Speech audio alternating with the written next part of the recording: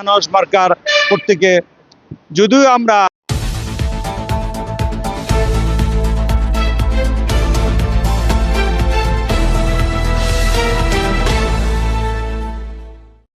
আনারস মার্কার প্রত্যেকে যদিও আমরা 25 তারিখে 25শে জানুয়ারি 11 দলীয় ঐক্য জোটে আমরা যোগদান করার পরে আমরা নির্বাচন স্থগিত করি। আমাদের ওখানে ধানের শীষ ফেল করছে, 11 দলীয় ঐক্য জোট পাশ করছে। যাই হোক বন্ধুরা আমার, আমি যা বলতেছিলাম, আমরা ভালো করে জানি সারা বাংলাদেশে 800 কোটি মানুষ আছে কম বেশি। আপনারা ভালো করে জানেন 250 কোটি মুসলমান আছে সারা পৃথিবীতে। আপনি আরও জানেন প্রায় 13 কোটি ভোটার আছে বাংলাদেশে। এই প্রত্যেকটা মানুষের অপশন মাত্র 3টা: হেদায়েত, লজ্জিত, ধ্বংস। হ্যাঁ বন্ধুরা আমার, অত্যন্ত ভারাক্রান্ত মনে আমাকে নির্বাচনী পরবর্তী ভাষণে বলতেই হচ্ছে, এই সারা পৃথিবীতে 800 কোটি মানুষ আছে কম বেশি, 250 কোটি মুসলমান আছে সারা পৃথিবীতে কম বেশি, এই বাংলাদেশে 13 কোটি ভোটার আছে। এই প্রত্যেকটা মানুষের অপশন মাত্র 3টা: হেদায়েত, লজ্জিত, ধ্বংস। এই জন্য বন্ধুরা আমার, ফিলিস্তিনি মুক্তি পাক, ইসরায়েল ধ্বংস হোক, ইসরায়েল ধ্বংস হোক, ফিলিস্তিনি মুক্তি পাক।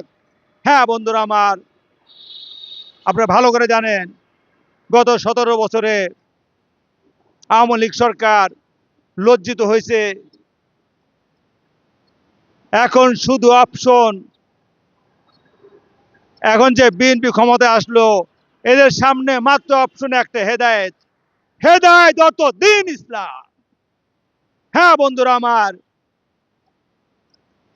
এই বাংলাদেশে মসজিদ, মাদ্রাসা, খানকা, আটচসি, চন্ডপাড়া থেকে শুরু করে অনেক বড় বড় পিসাব আছে। ওনাদের কাছে আপনি জিজ্ঞেস করেন, এই 13 কোটি ভোটারের, এই 250 কোটি মুসলমানের, এই 800 কোটি মানুষের এই পৃথিবীতে অপশন মাত্র 3টা: হেদায়েত, লজ্জিত, ধ্বংস। ধ্বংস আমরা চাই না, ইসরায়েল ধ্বংস হোক, ফিলিস্তিনি মুক্তি পাক। লজ্জিত শেখ হাসিনা হয়েছেন, শেখ হাসিনা পরিবার, আওয়ামী লীগ পরিবার হয়েছেন গত 17 বছরে। হেদায়েত অর্থ দ্বীন ইসলাম। হ্যাঁ বন্ধুরা আমার, এই জন্য আমি বিএনপির প্রতি, বাংলাদেশ জাতীয়বাদী দল বিএনপির প্রতি দৃষ্টি আকর্ষণ করে বলতেছি, আপনারা সরকার গঠন করছেন, আমাদের সম্মানিত মাননীয় প্রধানমন্ত্রী জনাব তারেক রহমান সাহেবের দৃষ্টি আকর্ষণ করে বলতেছি, আপনি 13 কোটি ভোটারের অপশন মাত্র হেদায়েত অর্থ দ্বীন ইসলাম। দ্বীন কি আপনি যদি না জানেন, ইসলাম কি আপনি না জানেন, কিভাবে আপনি পৃথিবীতে চলাফেরা করবেন? এই বাংলাদেশের মানুষ কোন কারণে দিন, দিন অর্থ আল্লাহর জিকির, নামাজ, কোরআন টাজকে দিন বলে। লক্ষ দিন আছে, এই 3 অপশনে দিন লুকায়িত। হেদায়েত তো দিন ইসলাম, দিন তো আল্লাহর জিকির, ইমান, কালিমা, নামাজ, ওযু, সিজদা, কোরআন টাজ। এই জন্য বন্ধুরা আমার, আমি বিএনপির বন্ধুরা আমার, হ্যাঁ বন্ধুরা আমার, দুনিয়া হলো কাজ, কাজ আল্লাহর জিকির, নামাজ, কোরআন টাজ।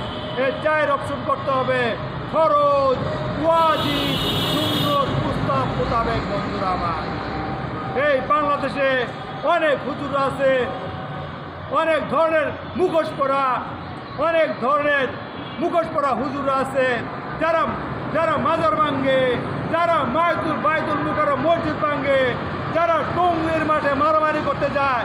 কোন কিতাবে লেখা আছে, কোন পৃষ্ঠাবে বলছে এইগুলা করা জায়েজ আছে?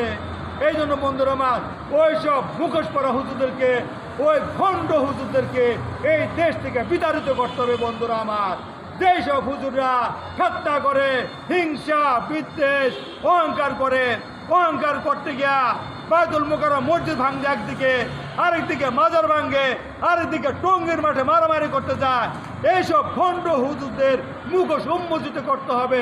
সময় এখন আমাদের, সময় এখন বাংলাদেশের বন্ধুরা আমার।